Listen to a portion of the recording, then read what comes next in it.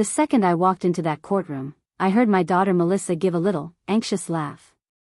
My son-in-law, Gregory, just shook his head, like I was some sad old punchline. But then the judge looked up. His face went pale, like chalk.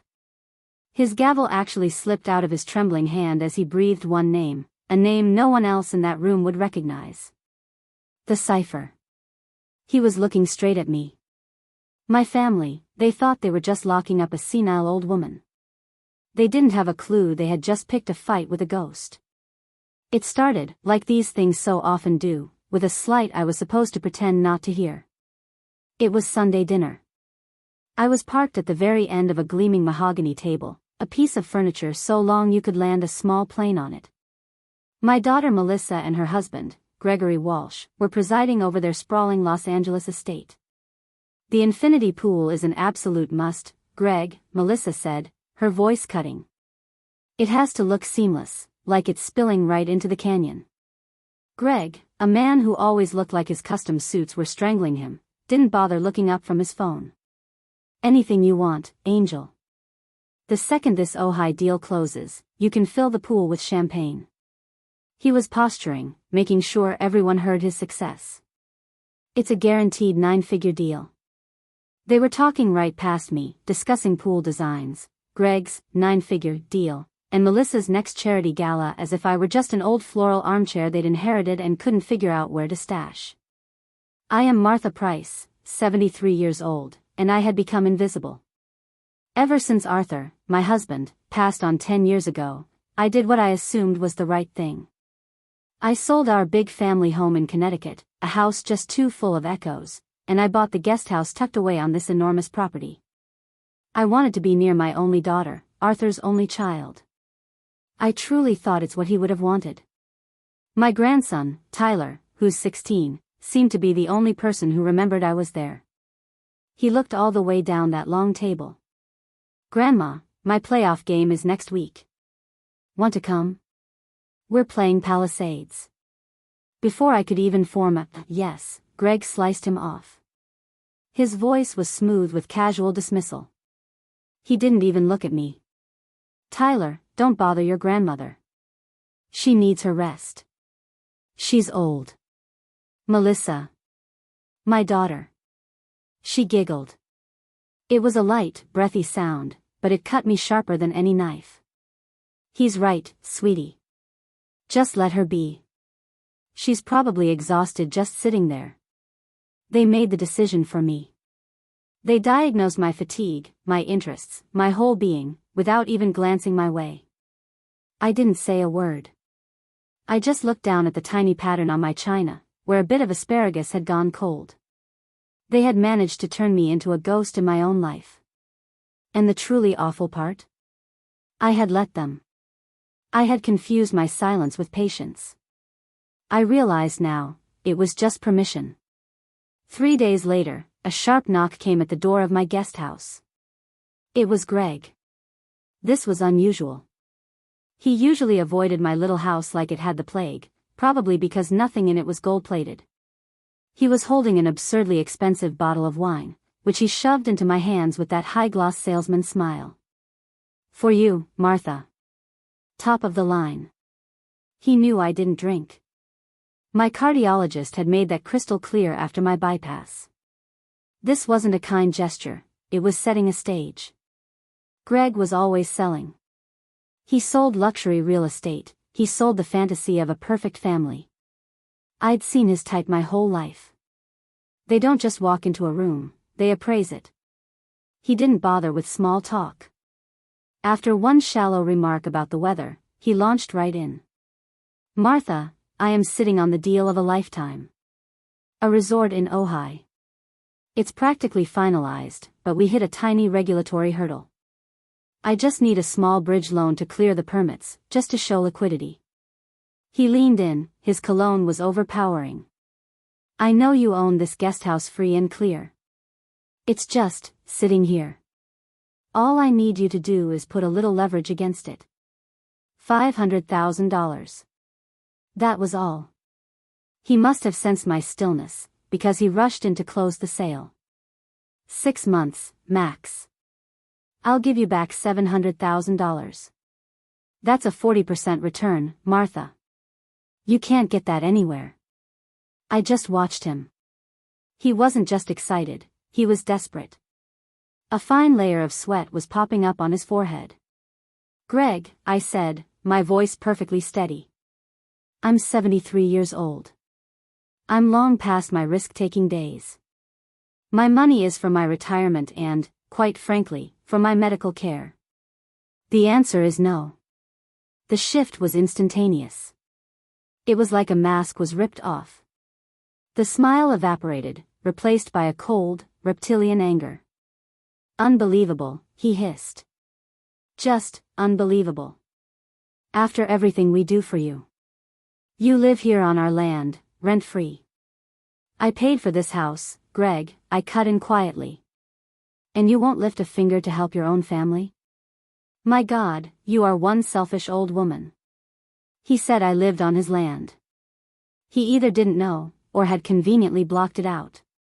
When I bought this guest house 10 years ago, I didn't just buy the building. I also bought the 2-acre parcel of land his gaudy mansion was built on. His 99-year lease, for a token $1 a year, was with me. He was living on my land. He didn't have a clue. He slammed the bottle of wine down on my coffee table hard enough to make me flinch. You'll regret this, old woman. You'll regret being so selfish. He stormed out, slamming the door. The vibration made the photograph of Arthur on my desk rattle in its frame. A week later, I woke up at 3 a.m. A dull, heavy ache was spreading across my chest, radiating down my left arm. It wasn't the sharp, cinematic pain of a heart attack, but the familiar, suffocating pressure of angina. Stress. My doctor had warned me. Don't be a stoic, Martha. Call for help.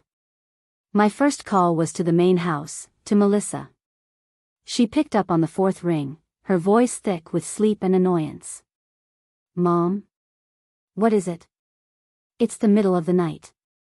Honey, I'm not feeling well, I said, trying to keep my voice even. I've got chest pains. It's not terrible, but, can you drive me to the clinic? Just to be safe. A heavy sigh came through the phone. It was the sound of pure inconvenience. Mom, seriously? I have the big charity gala meeting first thing in the morning. The entire committee is coming here. I can't. Just call 911 if it's really that bad. Don't overreact. Click. She hung up. She didn't ask how bad it was. She didn't ask if I was frightened. She told me I was overreacting. The ache in my chest got tighter. It wasn't my heart anymore. It was coming from somewhere much deeper. I called an Uber. I sat in the back of a Toyota Prius, clutching my chest, and let a complete stranger drive me to the emergency room. It was, just as I suspected, stress-induced angina.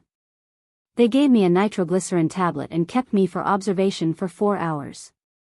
By 9 a.m., they discharged me. I called another Uber to take me home. As we pulled up to the property's massive gates, I saw Melissa's pearl-white Range Rover.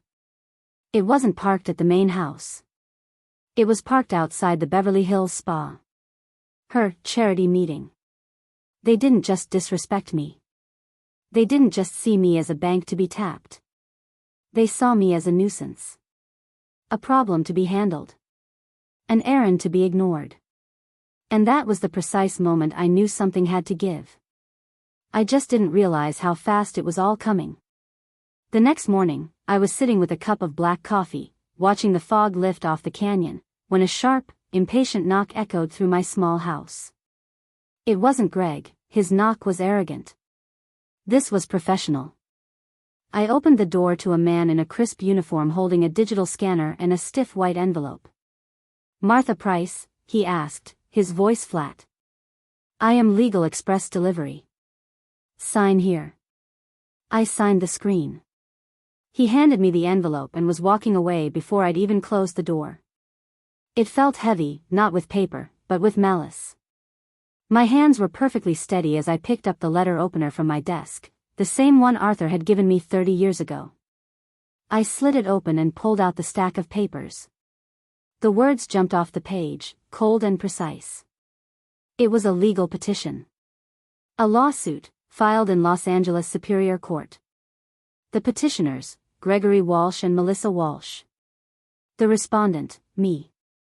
I scanned the first page, my focus narrowing.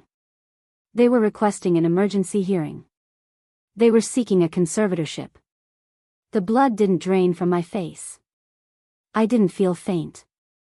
Instead, a cold, perfect clarity settled over me. They were accusing me, Martha Price, of being mentally incapacitated. They claimed I was no longer capable of managing my own financial and medical affairs. They were claiming I was senile. This wasn't just an insult. It wasn't just greed. This was a legal execution. They wanted to erase me, to turn me into a non-person, a ward of the state with them pulling the puppet strings. They wanted to make my invisibility official. Legally binding. I flipped the page. Exhibit A. The evidence. It was a 3-page diagnostic report from a psychological expert named Dr. Peter Lim. I read his assessment. He claimed I exhibited severe signs of dementia, paranoid delusions, and an inability to grasp financial realities.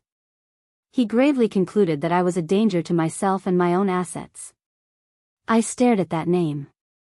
Dr. Peter Lim, Peter Lim. A cold, dry laugh, more like a rasp, escaped my throat. I had never met anyone named Peter Lim in my entire life. I didn't knock. I didn't even pause. I held the legal petition in my hand, the thick paper stark white against my aging skin, and I walked.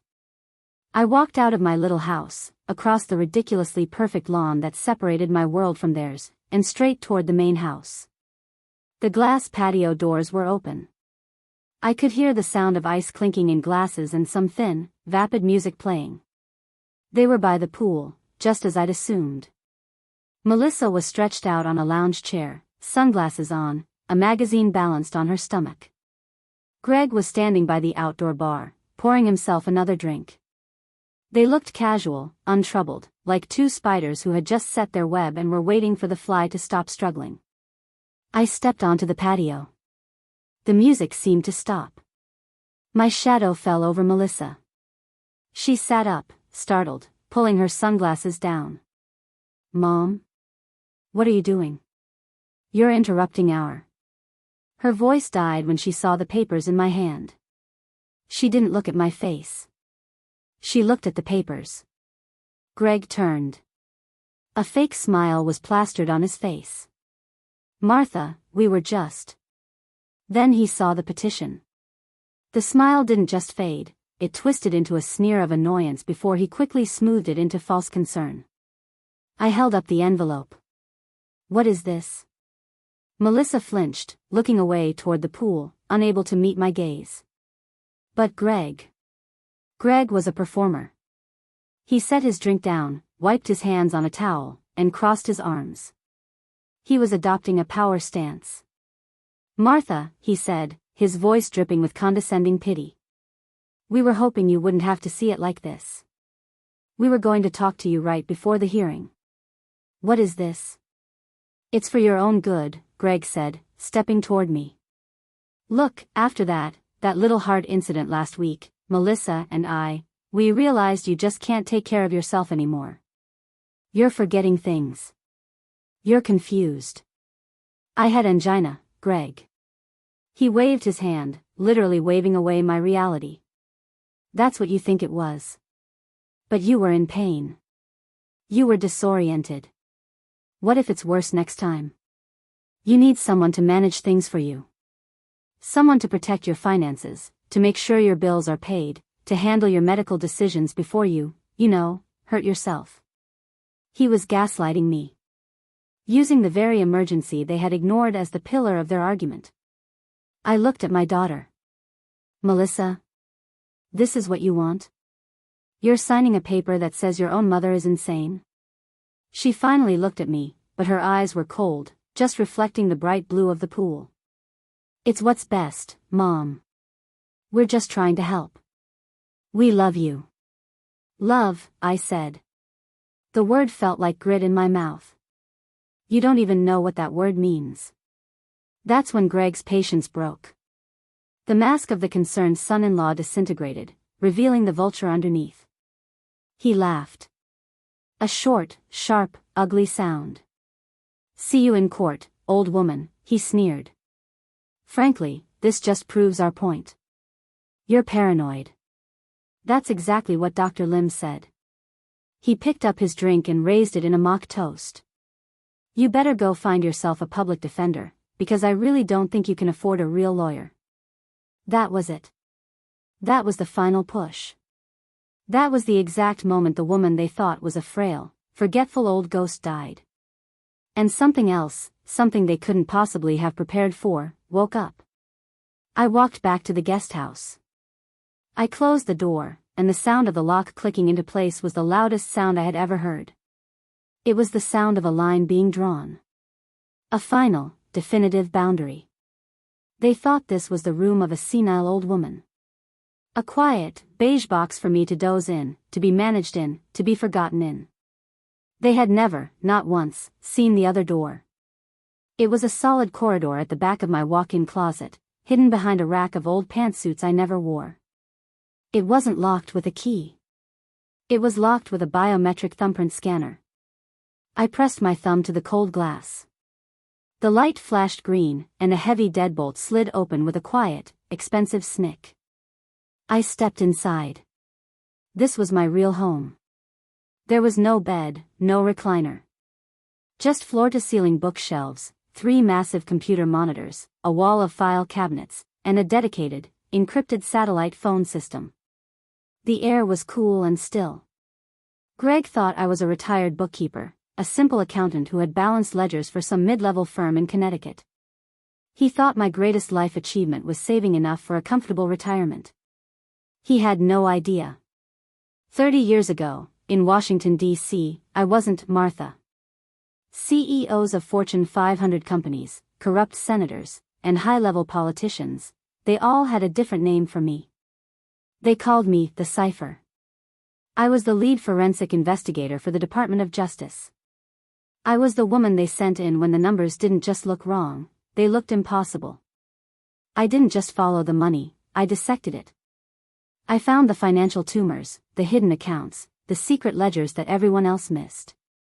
I was the woman who could, and did, send 12 high-profile executives to prison with a single spreadsheet. I walked away from all of it. I buried that woman. I buried her the day my Arthur got his first diagnosis. I traded my secure office and the thrill of the hunt for hospital waiting rooms and chemotherapy schedules. I did it without a second thought. I became a full-time wife, then a widow, then a mother trying to reconnect with a daughter I barely knew, and finally, an invisible grandmother. I let the Cipher die because my family needed Martha. Today, Gregory Walsh and my daughter just gave the Cipher a very good reason to come out of retirement. I sat down at the console. I bypassed my normal phone line and picked up the secure receiver. My fingers didn't tremble as I dialed the 11-digit number. It was a number I hadn't used in 10 years, but one I had never, ever forgotten. It rang twice. A sharp, professional voice answered. Art Jenkins. Art, I said. It's Martha Price. There was a pause. Not of confusion, but of shock. Of recognition. Mrs. Price. His voice was suddenly breathless. My God. I thought you'd fallen off the face of the earth. My father, he still asks about you. He always wondered what happened to the Cipher. I'm in Los Angeles, Art. I need you here tomorrow. Bring your best team. The ones who know how to dig. Another pause, shorter this time. The shock was gone, replaced by the steel I remembered. Just say the word, Martha. What did they do? They filed for conservatorship, I said, my voice flat. They're claiming I'm senile. They want to take control of everything. A sound came through the phone. It was a laugh, not a funny one, but a short, sharp bark of disbelief. They're claiming you are senile? They have no idea, do they? They have no idea who they just tried to cage. His voice was all business now. Understood, Cypher. I'm on my way. Just tell me, where do you want me to make the first cut? Art Jenkins arrived at 10 a.m. sharp. He didn't look like a high-powered Los Angeles attorney. No flashy car, no $1,000 watch. He wore a simple dark suit that looked functional, not fashionable. His hair was cut short, and his eyes were sharp and focused. He carried a single slim briefcase. He was the exact opposite of Gregory Walsh. He was substance, not style. He was his father's son. He didn't waste time on hellos. He stepped into my hidden office, his eyes sweeping the room once, taking in the servers, the monitors, the locked file cabinets. He gave a single, appreciative nod. They really don't have a clue, do they? He said. It wasn't a question. They think I'm a confused old woman, I replied, sliding the petition across my desk. They've provided their proof. Exhibit A. A Dr. Peter Lim. Art picked up the document. He didn't read the whole thing. His eyes just scanned the name and the signature. Dr. Peter Lim, Psychological Evaluation. Got it. He snapped his briefcase open, produced a tablet, and tapped the name into a secure database. Give me 3 hours, he said. Take 2, I replied. He smiled, a thin, sharp smile that didn't reach his eyes. I'll call you in 1. He left as quietly as he arrived. For the next hour, I didn't wait. I began my own work. I started mapping out the financial architecture of Walsh Holdings GP and the other LLCs I knew he'd have created. I was building the skeleton. Art was going to bring me the flesh. My secure line buzzed exactly 58 minutes later. I picked it up. Martha. Art. That was fast. It wasn't hard, he replied, his voice crisp, digital, and devoid of emotion. When they're this sloppy, the threads are just lying on the floor waiting to be pulled. Martha, you're not going to believe this. Try me. Okay. First, Dr. Peter Lim is not a psychologist. I waited. He's not a psychiatrist. He's not a neurologist. He's not even a general practitioner. I could feel the but coming. What is he, Art? He's a dentist. I let the word hang in the air. A dentist. A man who scrapes plaque and fills cavities. A man who had signed a legal document declaring me mentally incompetent. The sheer, naked arrogance of it was breathtaking. A dentist, I repeated, my voice flat. Or he was a dentist, Art corrected. The California Dental Board revoked his license 5 years ago. Permanently. Now we were getting somewhere. This was the first real piece. For what? Take your pick, he said. I could hear him typing. Massive insurance fraud, billing for non-existent surgeries, and his specialty, illegally prescribing opioids. Thousands of pills. He was running a pill mill out of a strip mall in Reseda. So Greg hadn't found an expert who could be bribed. He had found a criminal. A disgraced, disbarred professional desperate for money and already compromised. A man with nothing left to lose. This revelation, though, led to the real conflict. The question that mattered more than the answer. Art, I said, leaning forward. That's specific. That's not a name you find on Google. A high-flying real estate developer like Greg doesn't just know a disgraced dentist from a Reseda strip mall. How did he find him? That, Art said, his voice tightening, is what I spent the last 40 minutes digging into. You're right. It wasn't a social connection. It wasn't a random find. It was a financial one. Go on. I'm looking at Lim's criminal file right now. When he was arrested 5 years ago, he was facing 10 felony counts. Bail was set at $100,000. He didn't have it. A bail bondsman? I murmured, my mind already leaping ahead.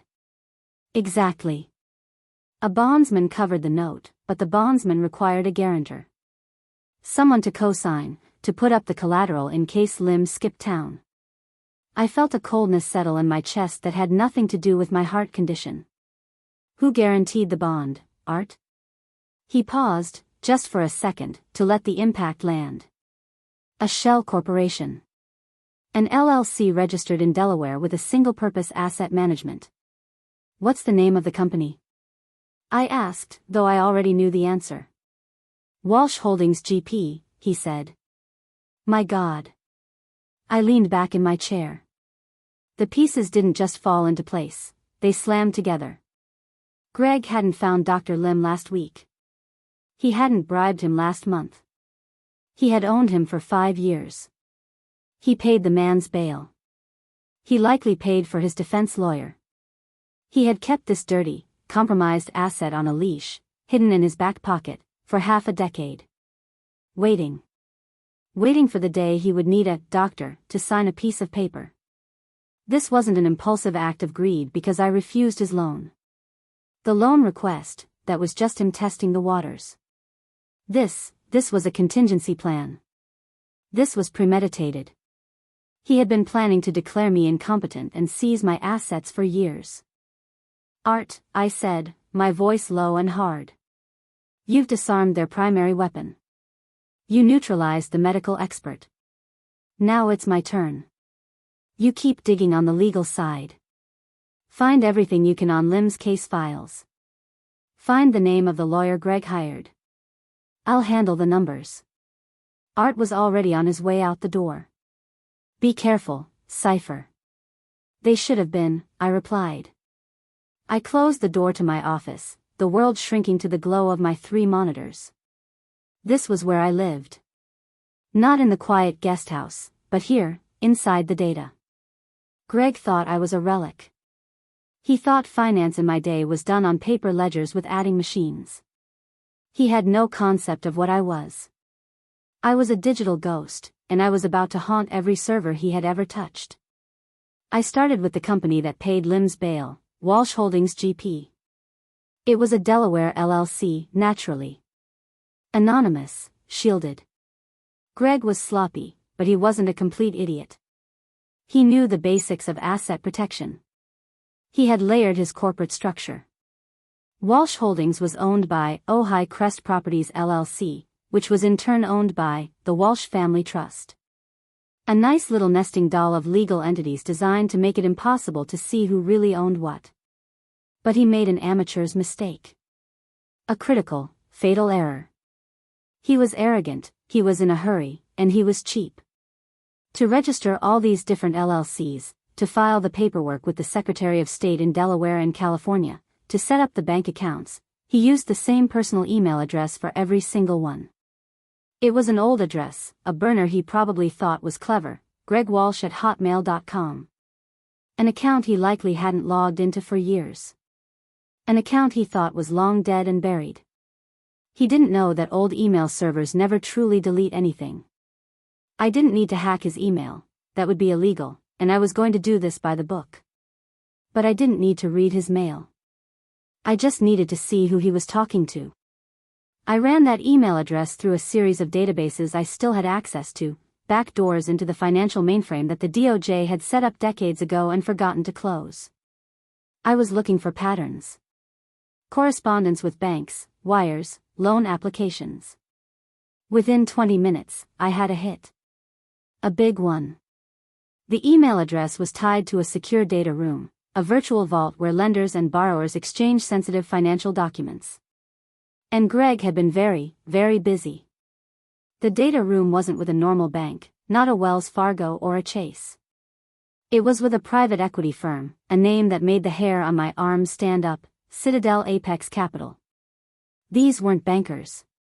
They were vulture capitalists. They don't give loans to stable businesses. They find desperate men like Greg, men who have already been turned down by everyone else, and they offer them a lifeline. A lifeline that's attached to an anchor. I didn't have access to the data room itself, but I had access to the server logs. I could see the file names. I could see the email subjects. And that was all I needed. It was a bloodbath. Greg's 9-figure deal in Ojai wasn't a sure thing. It was a categorical disaster. He hadn't just hit a snag, he had run out of money halfway through construction. He had faked his liquidity reports to get the initial loan. He had lied to his contractors, who were now filing liens. He hadn't just blown a few million. The logs showed a total capital burn of $50 million. $50 million. And Citadel Apex had found out. The emails were no longer polite. They were frantic. A flood of automated default notices. Then the personal emails, Greg, begging for an extension. Just another 60 days. The project is solid. A temporary cash flow problem. And then the final email. The one that explained everything. It was from Citadel Apex, sent 1 week ago, the day after I refused Greg's $500,000 loan request. It was a capital call. The fund wasn't just angry, they were activating the emergency clause in their contract. They were demanding an immediate lump sum interest payment. Not $500,000. $5 million. They gave him a deadline, 10 business days. If he didn't pay, they wouldn't just seize the Ojai property.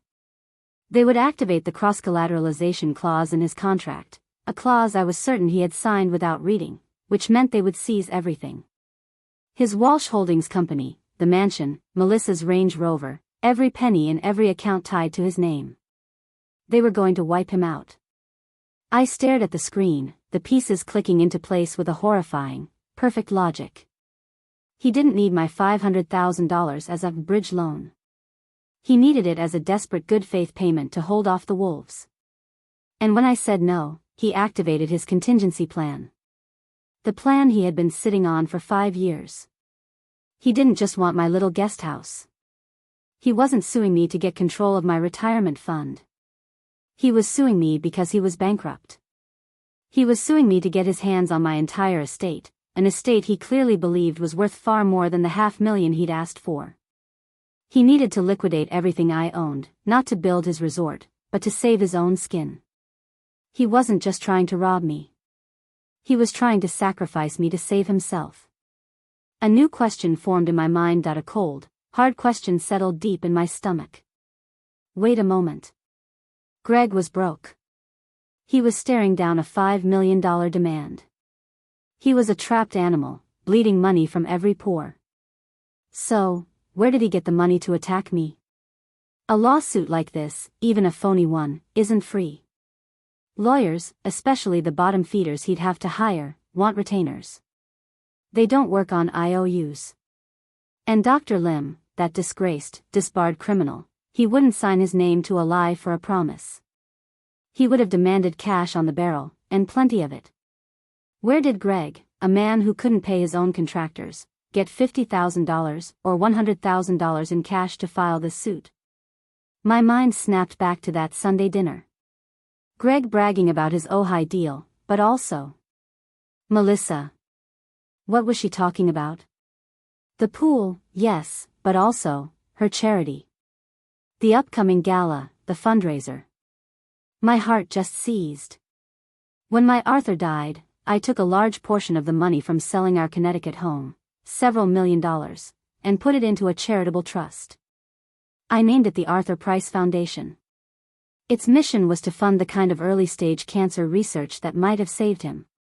I made Melissa the managing director. I truly thought it would give her a sense of purpose, a connection to the father she'd lost.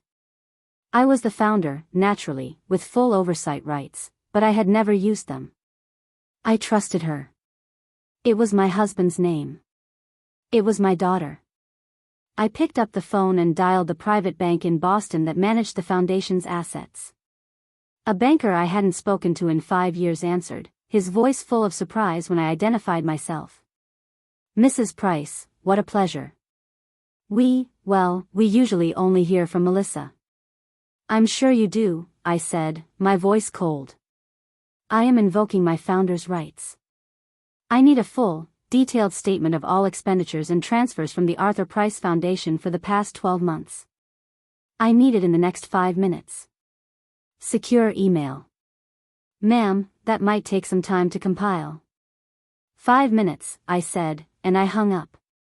My secure inbox chimed 3 minutes later. The PDF was attached. I opened the file. My hands were perfectly still. I looked at the top line. The total asset value. It was supposed to be well over $3 million. The number staring back at me was $412,000. I scrolled down, my blood turning to ice. The foundation was hemorrhaging money. I saw the small, normal donations I expected, $5,000 to a research lab here, $10,000 to a hospice there. And then I saw them. The other charges. Administrative fees. Consulting fees. Event planning services. They were massive. $150,000 paid out 2 months ago. The recipient, Walsh Holdings GP. Greg's company. He had billed his wife's charity for consulting. Another charge, $80,000 for gala planning services. The vendor was listed as LA Premier Events LLC. It took me less than 60 seconds to run the name. It was a shell company, registered 3 months ago. Its corporate address was a P.O. box in Van Nuys, and the sole proprietor listed on the filing. Gregory Walsh. He was paying himself $80,000 to plan his own party. But the final, devastating, soul-crushing piece of evidence wasn't in the line items. It was in the proof of payment. I clicked on the links to the scanned checks. The bank provided them for all transactions over $20,000. The check for $150,000 to Walsh Holdings. The check for $80,000 to LA Premier Events. I looked at the signature line, the elegant, flowing signature authorizing the transfers. It wasn't Greg. It was Melissa Walsh. I closed my eyes. I had prepared myself for Greg's corruption. He was a snake, snake's bite. It's what they do. I had even, in some small part of my heart, prepared to find that Melissa was weak, foolish, or manipulated. That Greg had tricked her or bullied her into it. But this wasn't weakness. This was active partnership. This was complicity. These were her signatures, clear as day. She wasn't just being manipulated. She was an active participant in looting her own father's legacy. She was stealing money meant for cancer patients. Stealing it from a fund named after her father. And she was using that stolen money, for what? To fund her husband's collapsing fantasy? No, it was worse. I looked at the dates. The first major transfer was 6 weeks ago. The second was 3 weeks ago. This was the seed money. This was the money they were using to pay the lawyers to have me declared insane. They weren't just robbing me. They were using Arthur's memory to finance the execution of his wife. I had thought there was a line of decency, of family, of basic human compassion, that my daughter would not cross. I was wrong. She wasn't just lost. She wasn't just weak. She was a co-conspirator. And in that moment, she stopped being the victim in this story. She stopped being my daughter. She became the enemy. I stared at Melissa's signature on the scanned check, the elegant loop of her M, the signature that had paid the lawyer to declare me insane using her father's money. In that moment, the grief I felt, the shock, the profound sadness, it didn't just fade. It evaporated. It was replaced by something else. Something cold, sharp, and perfectly clear. The cipher was back at her desk. I picked up the secure line. Art. He answered on the first ring. Martha, I'm already digging into the law firm they hired. They're bottom feeders, but they're known for. It doesn't matter, I cut her off. My voice sounded different, even to me. It was flat, hard, like polished steel. Change of plans, Art. What? What change of plans? We are no longer on defense, I said. We are not going to disprove their case. We are going to end them. We are going to rip this entire thing apart. Root and stem. I am done. There was a silence on the line. Martha, he said, what did you find? My daughter's signature on checks from my husband's foundation. They used Arthur's money to finance this attack. My God, Martha. Save your sympathy, I said. I need data. You found the vulture fund he's in bed with, the one that's about to wipe him out. I need their name. Now. I heard the rapid, precise click of his keyboard. He's in default to a fund called Citadel Apex Capital. Martha, these guys are monsters. They don't negotiate. They just liquidate. I know exactly who they are, I said. And for the first time in a decade, a cold, thin smile touched my lips. Citadel Apex Capital. I wasn't just familiar with the name. I was familiar with the man who built it from scratch. James Jim Callahan. Art didn't know. Nobody knew. 30 years ago, back in Washington, D.C., Jim Callahan was just a brash, arrogant young trader who had gotten himself tangled up in the Enright Corporation scandal. The SEC was going to indict him. They were going to charge him with conspiracy and throw him in federal prison for 20 years. They were convinced he was part of the fraud. They were wrong. He was greedy, yes. Arrogant, absolutely. But he wasn't a criminal. Not then. I was the lead investigator on that case. I was the woman who spent 3 sleepless nights digging through the server data, past the doctored ledgers, and found the exculpatory evidence. The original time-stamped trades that proved Jim was a victim of the fraud, not a participant. I saved him. I saved his career. I saved him from prison. I did it because it was the truth, and my job was to make the books balance. Jim Callahan went on to build Citadel Apex into a billion-dollar empire. He never forgot. He had called me once, 10 years ago, after Arthur passed away. His voice was quiet. Martha, he'd said, I know what you did for me. If you ever need anything, a new life, a new career, a blank check, you just call. I never called. Until today. Art, I said, my voice all business. I'm going to handle Citadel Apex. You. I need you to do something else. Immediately. I need you to draft a writ of seizure. A writ? On what grounds? We don't have a judgment, Martha. You will, I said. I switched lines, my fingers already dialing a number I knew by heart. A private, direct line to Jim Callahan's personal office. His assistant tried to block me. Mr. Callahan is in a board meeting. Tell him the cipher is on the line, I said. Tell him it's about Enright. I was on hold for less than 3 seconds. Martha. His voice was booming, confident, but held a trace of fear. The fear of a ghost from the past. Martha Price. Is everything okay?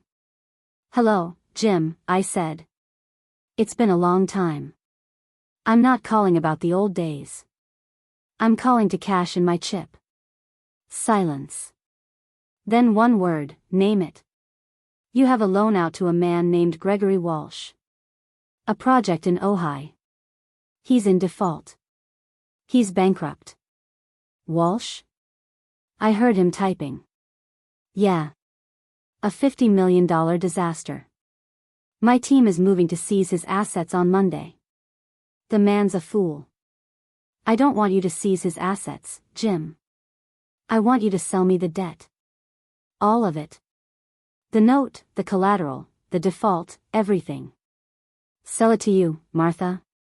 It's toxic paper. I'm not buying it as an investment, I said. I want to be his sole creditor. I will wire the full outstanding principal, the $5 million, right now from a blind trust. No paper trail back to me. Just a quiet transfer of ownership. He was smart. He didn't ask why. You want to be the monster, Martha? Fine. You saved my life. It's the least I can do. He barked orders to someone off phone. My lawyers will execute the transfer. It'll be done in an hour. The debt is yours. Thank you, Jim. No, Martha, he said, his voice deadly serious. Thank you. Good hunting. I hung up. I called Art back. It's done, I said.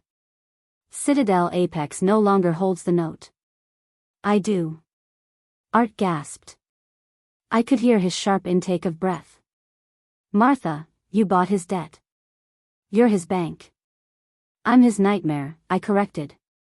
Now, finish drafting that writ of seizure. He is in default on a $5 million loan to me. I want the lien on that mansion. I want his cars. I want his Walsh Holdings LLC. I want it all. I'll have the server at his door in an hour. No, I said. No. You hold that paper. He's expecting a fight over my sanity. He has no idea his entire life is on the line. We are not going to serve him. We are not going to warn him. I looked at the date on the petition, the court date. We are going to walk into that courtroom, and we are going to hand it to him. Right in front of the judge. We were in a long, fluorescent-lit hallway outside Department 5B. Art Jenkins looked at me, his face impassive, holding a single slim briefcase. Martha, are you ready? I adjusted the collar of my blouse. I wasn't wearing the soft knit cardigans and comfortable slacks they were used to. I wasn't wearing the clothes of a woman fading into beige invisibility. Today, I was wearing armor. It was a charcoal gray Chanel suit. I hadn't worn it in over a decade. The last time I put it on, I was stepping into a hearing room to testify before the Senate Banking Committee. It still fit perfectly. I'd had my hair properly styled. I was not the woman they thought I was. I was the woman I had been. I'm ready, I said. The doors opened. We walked in. The courtroom was small, beige, and smelled of stale coffee and cheap floor wax. It was exactly the kind of joyless room where lives are quietly dismantled. Greg and Melissa were already seated at the petitioner's table. They were whispering, giddy with anticipation. Their lawyer, a man in a shiny suit with too much gel in his hair, was shuffling papers, looking supremely confident. Then they saw me. I watched my daughter's face. She looked up, saw me in my suit, and a nervous, suppressed giggle escaped her lips. She put her hand over her mouth, but her shoulders were shaking. She leaned over and whispered something to Greg. I could almost hear it. Look at her. Mom thinks this is a funeral or something. Greg just looked at me. His eyes raked over my suit, my posture, and he just smirked. He shook his head slowly, a look of profound, pitying contempt on his face. To him, this wasn't dignity. This was a pathetic last-ditch effort, a dying animal puffing up its fur. His lawyer glanced at me, sized me up as a frail 73-year-old woman playing dress-up, and dismissed me. He turned back to his notes. They had no idea. I sat down at the respondent's table. Art placed his slim briefcase on the table and sat beside me, a pillar of quiet, coiled strength. We said nothing. We just waited. All rise, the bailiff intoned, his voice bored. We stood. The judge entered from a side door, robed, looking tired. He looked like a man who had seen too much and was paid too little. He settled into his high-backed chair, the leather groaning under his weight. Please be seated. He put on a pair of gold-rimmed reading glasses and picked up the day's docket. His nameplate read, Judge John Carmichael. Good morning, he mumbled, his voice a monotone. We are here for the first item on the docket. Case number 881B, in the matter of the conservatorship of Martha Price. He read the name, then, as procedure dictated, he looked up from his papers. He looked over the top of his glasses to identify the respondent. He looked right at me. The air left the room. The judge didn't just pause. He froze. His face, which had been a mask of tired bureaucracy, went white. Ashen. His eyes, magnified by the glasses, widened in disbelief. The cheap ballpoint pen he was holding slipped from his fingers. It clattered loudly onto the wooden desk, the sound echoing in the dead, silent courtroom. Greg and Melissa were staring at him, confused. Their lawyer looked up, annoyed by the interruption. The judge's hand, the one that had dropped the pen, was visibly shaking. He stared at me, his mouth slightly open. He leaned forward, forgetting himself, into the gooseneck microphone on his desk. And in a voice that was meant to be a whisper but was caught and amplified, a voice of pure, unadulterated shock, he said one thing. "My God, is that really her?" Every head in the courtroom swiveled. They weren't looking at the judge anymore. They were all staring at me. Greg and Melissa's faces were blank with confusion. What was happening? This wasn't part of their plan. I recognized him, too. Oh, yes, I recognized him. John Carmichael. But the man I knew wasn't a 60-year-old judge with a weary face.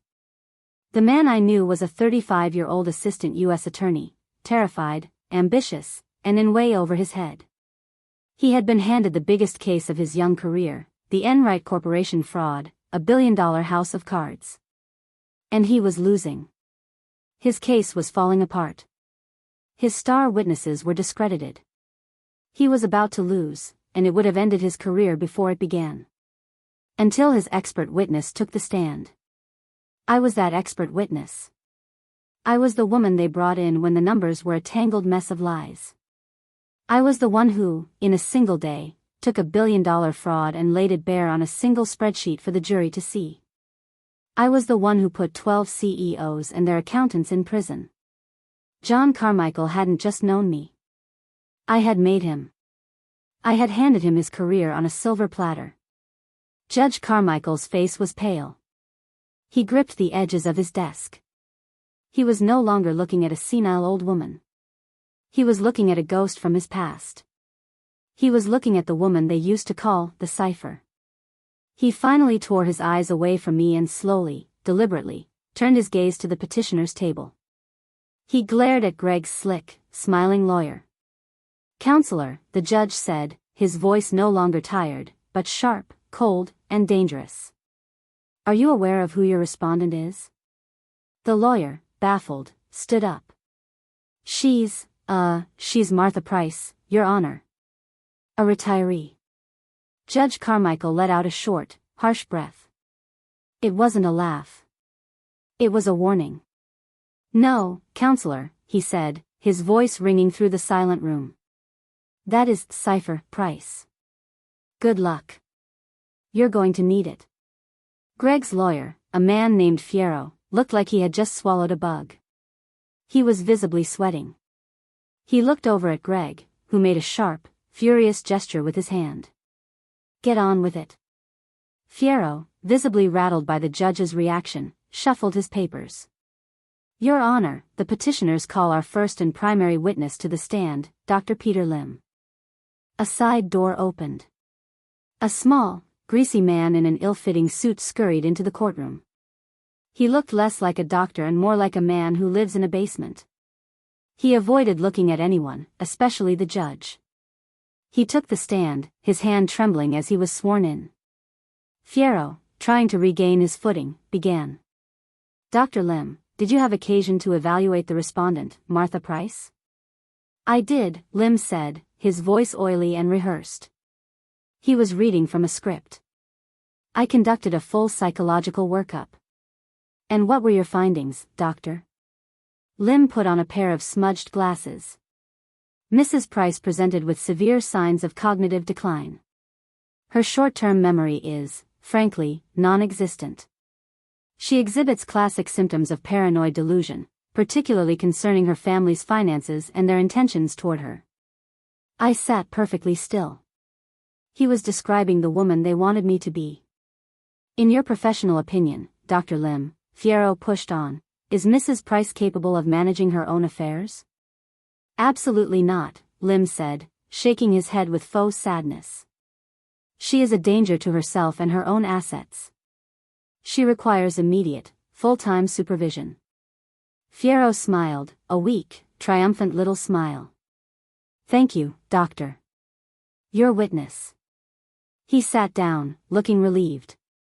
Art Jenkins stood up. He didn't have a stack of papers. He didn't have a laptop. He held a single piece of paper as he walked slowly toward the witness box. The courtroom was silent. Good morning, Dr. Lim, he said. His voice was polite, quiet, but it cut through the room like a blade. Or perhaps I should call you Mr. Lim. It is Mr., isn't it? Lim blinked, confused. It's Doctor. Is it? Your Honor, I have no record of Mr. Lim being a licensed psychologist, or a psychiatrist, or a neurologist. Art turned back to him. Mr. Lim, what kind of doctor are you? I have a medical background, he stammered, looking at Fierro for help. Fierro jumped up. Objection. Relevance. This is character. Overruled. Judge Carmichael snapped, his eyes fixed on Lim. Sit down, counselor. The witness will answer the question. What is your medical background, Mr. Lim? Lim swallowed. I was a dentist. A murmur went through the court. Greg's face was white. A dentist, Art repeated, letting the word hang in the air. Or, to be more accurate, a former dentist. Isn't that right, Mr. Lim? I'm retired, he lied. Retired? Art's voice was sharp. Or was your license to practice dentistry permanently revoked by the state of California in 2019? Lim started to shake. That's not. It's a public record, Mr. Lim, Art continued, relentless. Revoked for gross misconduct, specifically for insurance fraud and for operating an illegal prescription pill mill out of your Reseda office. Is that correct? Lim had no answer. He was a cornered rat, looking wildly between Greg and the judge. Greg's lawyer was on his feet again. Objection. Objection. This is badgering. This is cross-examination, counselor, the judge barked. And it's fascinating. Please continue, Mr. Jenkins. Art took a step closer to the box. Just one more question, Mr. Lim, for your expert opinion. Did you or did you not receive a payment of $25,000 from a corporation named Walsh Holdings GP, 3 days before you signed this fraudulent diagnosis? Objection. Fierro screamed, his voice cracking. Speculation. No foundation. Art didn't even look at him. He turned to the judge. Your Honor, I have the bank transfer record right here. He walked to the overhead projector and placed the single sheet of paper onto the glass. The image flashed onto the wall, a stark black and white receipt, for the entire courtroom to see. From Walsh Holdings GP to Peter Lim amount, $25,000 memo, consulting. Judge Carmichael's face turned a deep, furious red. He glared at Lim, who looked like he was about to be sick. Mr. Lim, the judge's voice was a low growl of thunder, you are under oath. You have just committed blatant, egregious perjury in my courtroom. You have filed a fraudulent document with this court in a criminal conspiracy with the petitioners. He pointed a shaking finger at the bailiff. Bailiff, take this man into custody. He is under arrest for perjury. The sound of the handcuffs clicking shut echoed in the stunned silence. Melissa let out a small, terrified squeak. Greg was rigid, staring at his star witness being led away. Their entire case had just been put in handcuffs. Greg's lawyer, Fierro, was completely adrift. He was sputtering, his notes scattered. His star witness was in handcuffs. His entire case had evaporated, and the judge was looking at him like he was something he'd scraped off his shoe. Greg was beyond pale, he was a furious, blotchy red. He was vibrating with rage. He grabbed Fierro by the sleeve and hissed something in his ear. Fierro, looking terrified of his own client, stood up shakily. Your Honor, he stammered, my my client, Mr. Walsh, would like to take the stand. To clarify this unfortunate misunderstanding. Judge Carmichael raised an eyebrow. Oh, he does he? He wants to testify. After his primary witness was just arrested for perjury and a conspiracy with him? The judge looked at Art. Mr. Jenkins, any objection? Art stood. Not at all, Your Honor. We would be delighted to hear what Mr. Walsh has to say. Very well, the judge said, his voice laced with ice. Mr. Walsh, take the stand. You are, of course, under oath. Greg shoved his way to the witness box, practically pushing the bailiff aside. He was trying to project confidence, but he was a man drowning, and he was just making more bubbles. He sat down, gripping the railing of the box until his knuckles were white. Your Honor, Greg started, his voice a slick, practiced performance of a wounded victim. He was trying to speak directly to the judge, ignoring Art, ignoring me. This is a travesty. My wife and I, we are worried about her. That's all this has ever been about. He pointed a finger at me. She is confused. She's paranoid. She locks herself in that little house for days. She hides her finances. She accused me of trying to steal from her, for God's sake. All we wanted to do was help her, to protect her from herself. He was trying to look heartbroken. It came across as grotesque. She's not lucid, Your Honor. She doesn't know what she's doing. Fierro, seeing his chance, asked, so, your only motivation was concern for her well-being? 100%, Greg said, oozing that false sincerity. Thank you, Fierro said, sitting down, looking as if he'd just dodged a bullet. Art stood up again. He walked toward him, not with aggression, but with a kind of surgical curiosity. Mr. Walsh, he began, his voice quiet, you just testified under oath that my client, Mrs. Price, is not lucid and is paranoid. That's right, Greg said, puffing up. She's deeply confused. And this confusion, it centers on her finances, you said. Yes, absolutely. She doesn't understand money. She's from a different era. She doesn't grasp modern finance. I see, Art said, nodding. Is that why you believe she's not lucid? Because she doesn't understand modern finance? It's a major part of it, yes, Greg said confidently. So, when you approached her 2 weeks ago and asked her to give you $500,000. You were what? Testing her lucidity? Greg's face clenched. I was offering her an investment. A chance to be part of the family's success. You asked a woman you believed to be confused and paranoid for $500,000? Art asked, his voice still mild. Greg saw the trap and tried to dance around it. It was her refusal that proved our point. I offered her the deal of a lifetime. A golden opportunity, a guaranteed 40% return in 6 months on my Ojai resort project. It was a slam dunk. He turned to the judge again, playing the reasonable man. Your Honor, she refused. She said it was too risky. She was too senile, too scared to see a golden opportunity when it was staring her in the face. That's when I knew. That's when Melissa and I knew she had truly lost it. She was no longer capable of making sound financial decisions. She was letting her paranoia get in the way of a fortune. He had done it. He had, under oath, linked his entire claim of my senility to my refusal to give him money. He had built his own gallows. Now Art was going to kick the chair. A golden opportunity, Mr. Walsh? Art asked. He was no longer curious.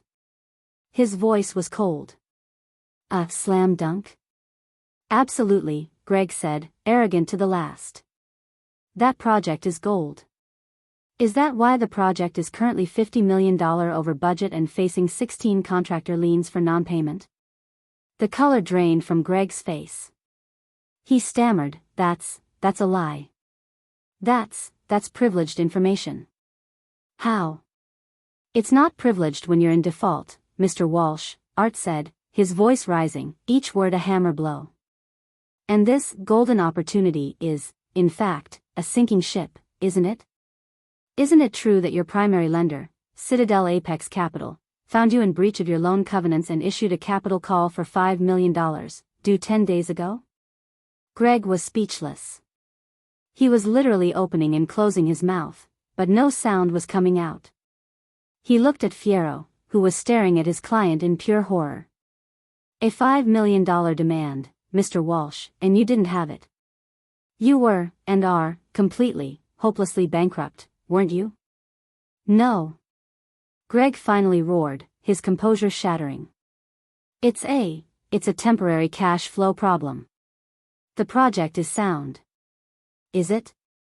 You were bankrupt, Art pressed, relentless. You had no money. Your credit was frozen. And yet, you found the money to hire Mr. Fierro. You found $25,000 in cash to bribe a disgraced dentist. He took a step closer.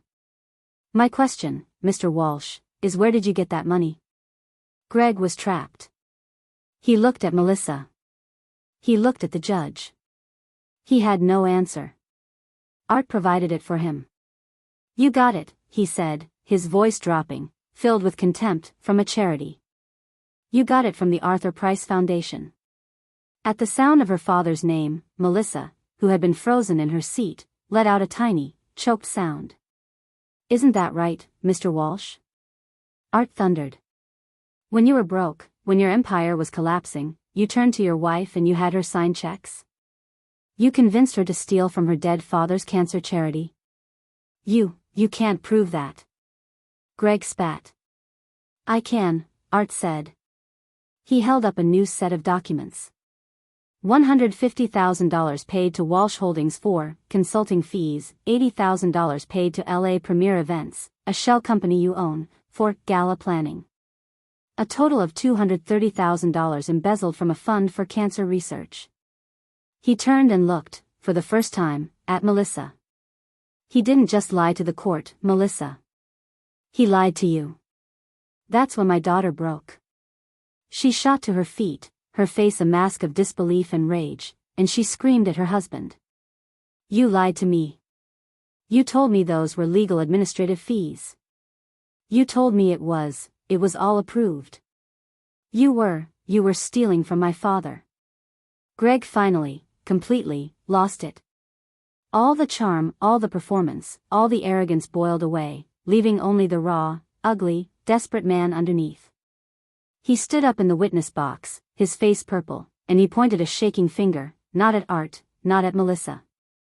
He pointed it at me. Shut up, Melissa, he shrieked, his voice cracking. Just shut up. This is all. It's her fault. All of it. That selfish old woman. She had the money. She could have fixed everything. She just had to write a check, and she said no. She made me do it. It's all her fault. The courtroom was chaos. Melissa was sobbing, a hysterical, ugly sound. Greg was screaming at her to shut up, his face a mask of purple rage. His lawyer, Fierro, was desperately trying to object, but Judge Carmichael just waved him into silence, his face a thundercloud. He banged his gavel, the sound cracking through the room like a gunshot. Silence, he roared. Mr. Walsh, you will sit down and be silent, or I will have you held in contempt. Madam, control yourself. Greg collapsed back into his chair, breathing hard. Melissa sank down, her sobs turning into choked, wet gasps. The room was deathly quiet. Judge Carmichael's eyes, cold and furious, swiveled from the wreckage of the petitioner's table to me. He stared at me for a long moment, the anger in his face softening, replaced by something else. Respect, and a deep, profound curiosity. Mrs. Price, he said, his voice now calm but carrying the full authority of the bench. Your opponents have made their case, such as it was. He gestured to Greg. He has just confessed under oath to a litany of financial crimes, but the petition is still before me. Do you have anything you wish to say in your defense, regarding your own competency? I rose to my feet. Slowly. I didn't lean on the table. I didn't waver. I stood straight, my hands clasped loosely behind my back. The room was so quiet, I could hear the hum of the fluorescent lights. I looked at Greg. I looked at Melissa. And then I looked at the judge. "Thank you, Your Honor," I said, my voice clear and strong. It echoed in the small room. "But I'm not here today to argue about my sanity. I am not here to defend myself. My competency is not in question. My record speaks for itself." I paused, letting the words land. "No, Your Honor," I continued. "I didn't come here today to be a respondent. I came here to file a criminal complaint." Fierro leaped to his feet. "Objection. This is theater. This is not the proper venue. Sit down, counselor." Carmichael roared. "You opened this door. You brought this woman into my court, accusing her of delusion. The court will hear what she has to say. Proceed, Mrs. Price." I turned my gaze to Greg. He was staring at me, his eyes wide with a new, dawning horror. "Mr. Walsh has just confessed to part of it," I said, my voice flat, like an anatomist describing a corpse. "He confessed to embezzling $230,000 from a charitable foundation. My husband's foundation. The Arthur Price Foundation." I then turned my gaze, slowly, deliberately, to my daughter. She was watching me, her face streaked with tears and mascara, her eyes pleading. "But he didn't act alone," I said, holding her gaze. "He couldn't. He needed a signature. He needed the signature of the foundation's director." I looked back at the judge. "And you, Melissa, my daughter, you signed the checks. You knowingly and with full intent looted your own father's legacy to fund your husband's lifestyle and to finance this pathetic attempt to seize my assets." Melissa let out a wail, a sound of pure animal despair. No, I didn't know. He told me." "You signed them," I stated, cutting her off. "It was not an accusation. It was a fact." Greg, seeing his wife crumble, found a new surge of desperate, cornered animal bravado. He stood up, knocking his chair over. He laughed. It was a high-pitched, hysterical, ugly sound. "You can't do anything to me," he shrieked, pointing at me. You're a nobody. You've got nothing. You think you can what? File a complaint? It's my word against hers. And you? You're just a sad, senile old woman. You're living in a guest house. A guest house. You're broke. You have nothing. You are nothing." His voice was cracking, but he was triumphant. He believed it. He believed I was powerless. He believed the money was gone, that I had nothing left but my suit. I just waited. I let his voice echo and die. I let the silence return. I let him stand there, panting, a failed king on a stage of his own making. Then I smiled. A thin, cold smile. "Ah," I said, my voice quiet. "About that." I turned my head and gave a single, slight nod to Art. He stood. He said nothing. He reached into his slim briefcase and removed a single, thick stack of documents bound with a blue legal cover. He did not hand it to the judge. He did not hand it to me. He walked across the aisle, straight to the petitioner's table, and placed the document on the table directly in front of Gregory Walsh. "What? What is this?" Greg stammered, looking at the ominous blue cover. "That, Mr. Walsh," Art said, his voice clear and ringing, "is an emergency notice of foreclosure and seizure." Greg's lawyer snatched the paper. His eyes scanned the first page. His face, which had been pale, turned the color of ash. "This is impossible," Fierro whispered, looking at Art.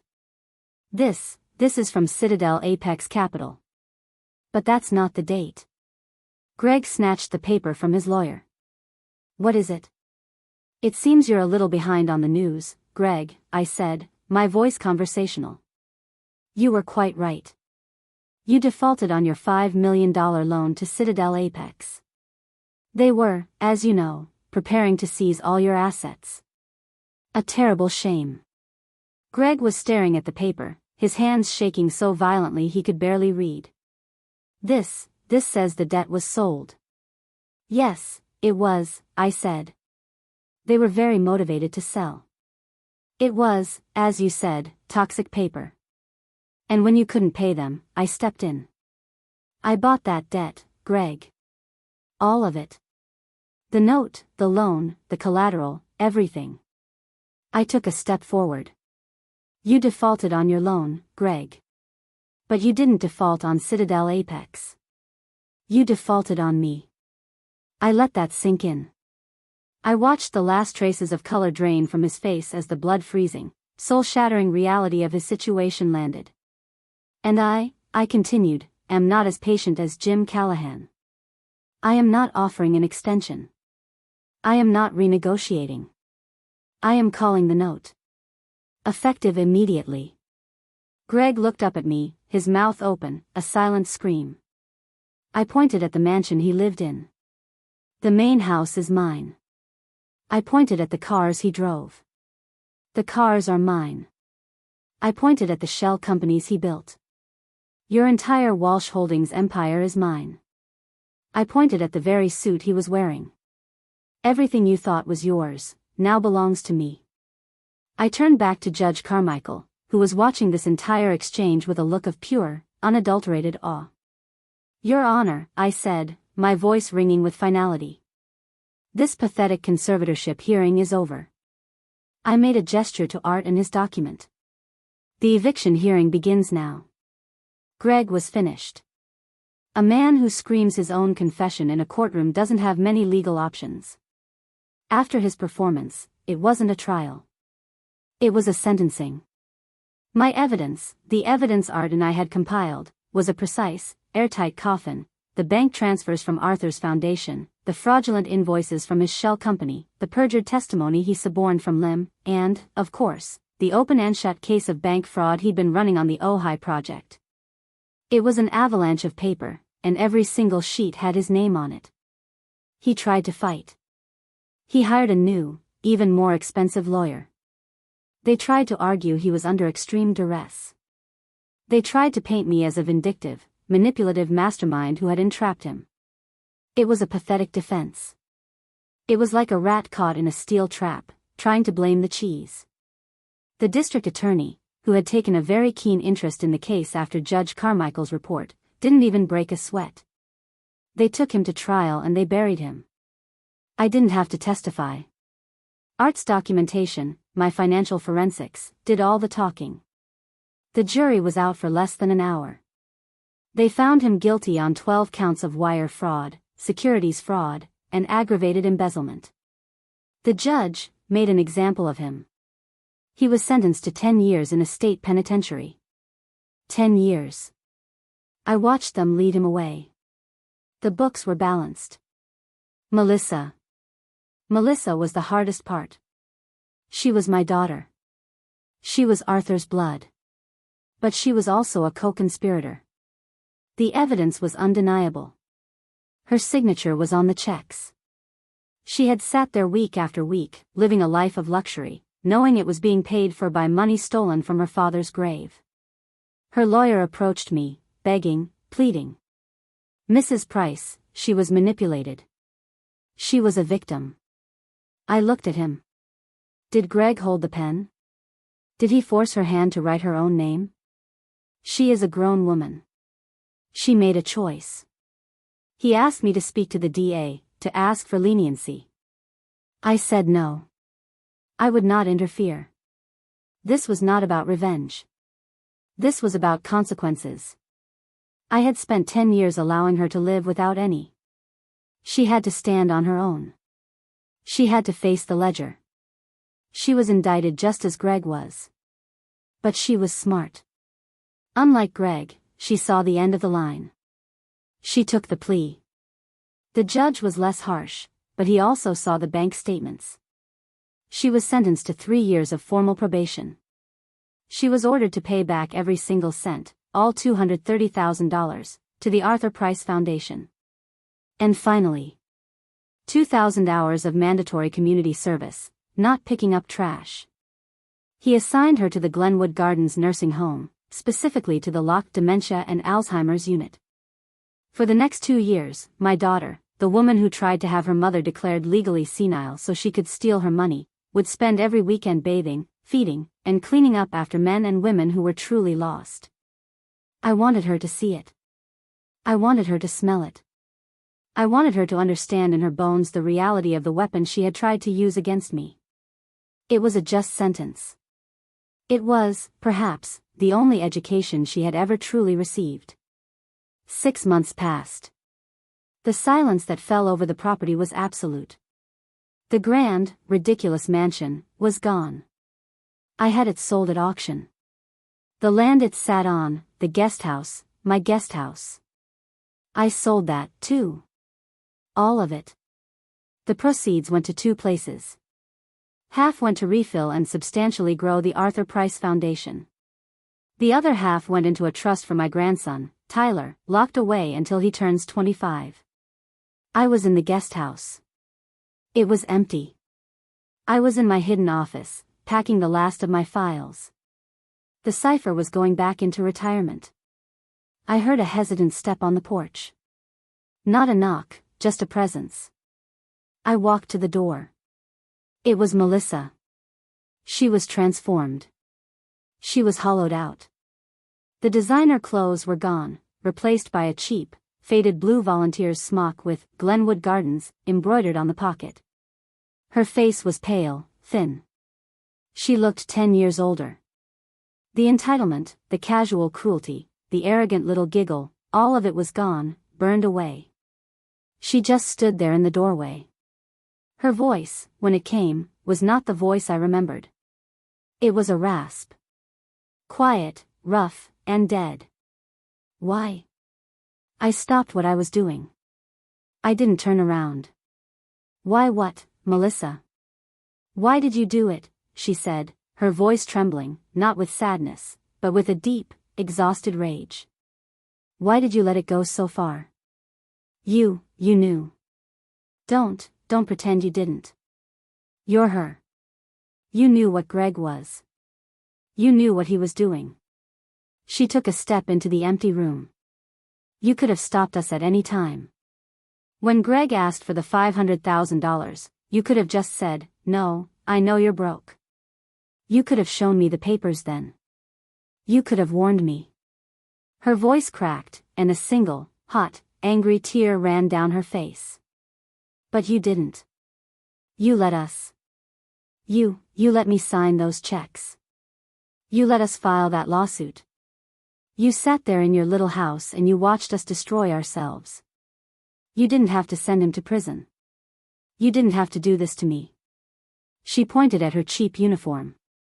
You wanted this. You wanted to punish us. I slowly taped the box shut.